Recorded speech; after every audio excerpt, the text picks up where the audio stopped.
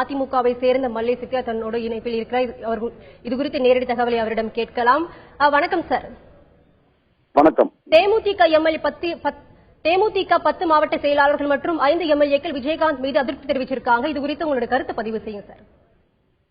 தமிழ்நாட்டுடைய ஜீவாதார உரிமைகளுக்காக போராடி கொண்டிருக்கின்ற விவசாய பெருங்குடி மக்களுடன் அவருடைய கடன்களை ரத்து செய்ய வேண்டும், அவர்களுடைய டிராக் மற்றும் அவருடைய தங்கம் தாலி போன்றவற்றை ஏலவிடக்கூடாது என்று அவர்கள் நடத்திய ரயில் மறியல் போராட்டத்தில் கலந்து கொண்டு கைதாகி ஒரு மண்டபத்தில் அடைத்து வைக்கப்பட்டிருந்த இடத்தில்தான் அந்த செய்தி வந்தது.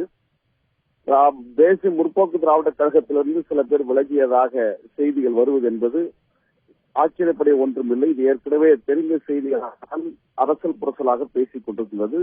இந்த செய்தியே திராவிட முன்னேற்ற கழகத்திலிருந்துதான் பரப்பப்பட்டது. அதற்கு காரணம் ஏறக்குறைய பல ஆயிரம் கோடி ரூபாய் தேசிய முற்போக்கு திராவிட மக்களவை கூட்டணியிலிருந்து ஆட்களை பிரிப்பதற்கும் உடைப்பதற்கும் ஒதுக்கி வைப்பதற்கான செய்திகள் வந்து கொண்டிருக்கிறது. ஆனால் விலகி செல்பவர்களுக்கு ஒன்றுதான், ஏற்றி வைத்த ஏணியை எட்டி உடைக்க வேண்டாம், பால் கொடுத்த தாயினுடைய மார்பகத்தை அறுத்தெறிய வேண்டாம் என்பதுதான் பணிவான வேண்டுகோள்.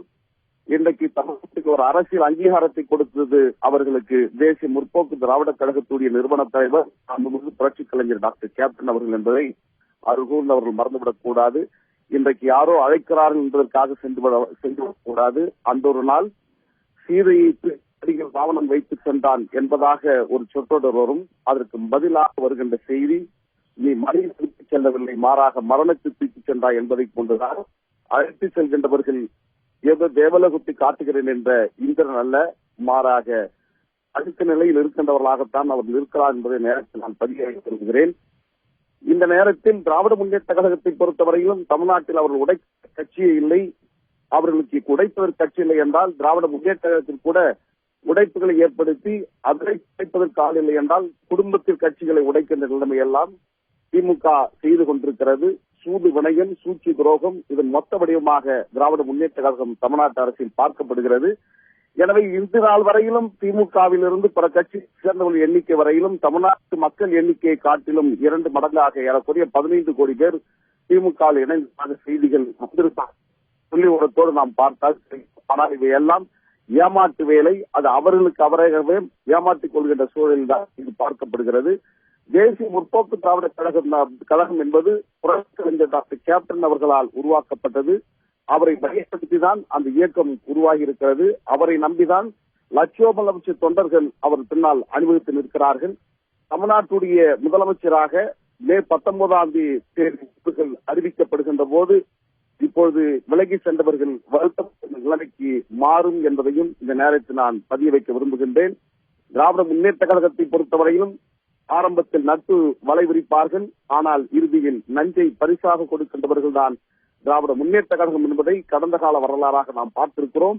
எனவே ஒரு அனுபவம் நிறைந்த இயக்கத்திலிருந்து இந்த செய்தியை நம்முடைய சகோதரருக்கு அறைகூவலாக விடுக்கின்றோம். ஜனநாயகம் என்பது கட்சியில் பேசுவது, கட்சிக்குள் பேசுவது, அந்த நிலைமையில் வெளியே வந்து கருத்து சொல்வது என்பது ஏதோ முடிவெடுத்து விட்டார்கள். இவர்களை யாரோ ஆட்டுக் கொண்டிருக்கின்றார்கள். அந்த மடாதிபதி யார் என்றுதான் தெரியவில்லை. அந்த கார்பரேட் கம்பெனியுடைய நிறுவனத்தார் தான் யார் என்று தெரியவில்லை. பல ஆயிரம் கோடி ரூபாய் கட்சிகளை உடைப்பதற்காகவே இன்றைக்கு அரசியல் முகவரி எழுந்திருக்கின்ற சூழலில் கடைசி அஸ்திரமாக இந்த பணியில் திமுக காங்கிரஸ் ஈடுபட்டிருக்கிறது என்பதை அனைவரும் புரிந்து கொண்டிருக்கிறார்கள். தமிழ்நாட்டு மக்கள் இவர்களுக்கு ஒரு சரியான பாடத்தை நிச்சயம் புகட்டுவார்கள் என்பது எந்த மாற்று கருத்துக்கு இடமில்லை. சார், மக்கள் நல கூட்டணியில தேமுதிக அதிகப்படியான இடங்கள் ஒதுக்கி இருக்கிற இந்த நிலையில தேமுதிகவோட மாவட்ட செயலாளர்கள் விலகி இருக்கிற நிலையில உங்களோட கூட்டணிக்கு வெற்றி வாய்ப்பு எந்த அளவுல இருக்கும், அது பாதிப்பு ஏற்படுத்துமா சார்? நிச்சயமாக பாதிப்பு ஒருபோதும் நடக்காது. தமிழ்நாட்டு மக்கள் அரசியலை கூர்ந்து பார்த்துக் கொண்டிருக்கின்றார்கள்.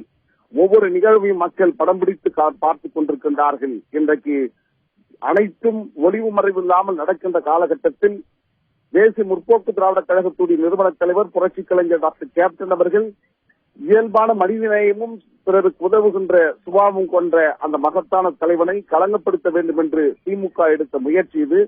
இதை மக்கள் நன்கு புரிந்து கொண்டு அவர் தலைமையில் அல்லது தேசிய முற்போக்கு திராவிட கழகம் மக்கள் நல கூட்டணிக்கு தான் மக்கள் ஆதரவு பெருகிக் கொண்டிருக்கிறது என்பதனுடைய வெளிப்பாடுதான் இன்றைக்கு திராவிட முன்னேற்ற கழகம் பல ஆயிரம் கோடி ரூபாயை கட்சிகள் உடைப்பதற்கு இன்றைக்கு விரயம் செய்து கொண்டிருக்கிறது என்ற மாற்று கருத்துக்கு இடமில்லை.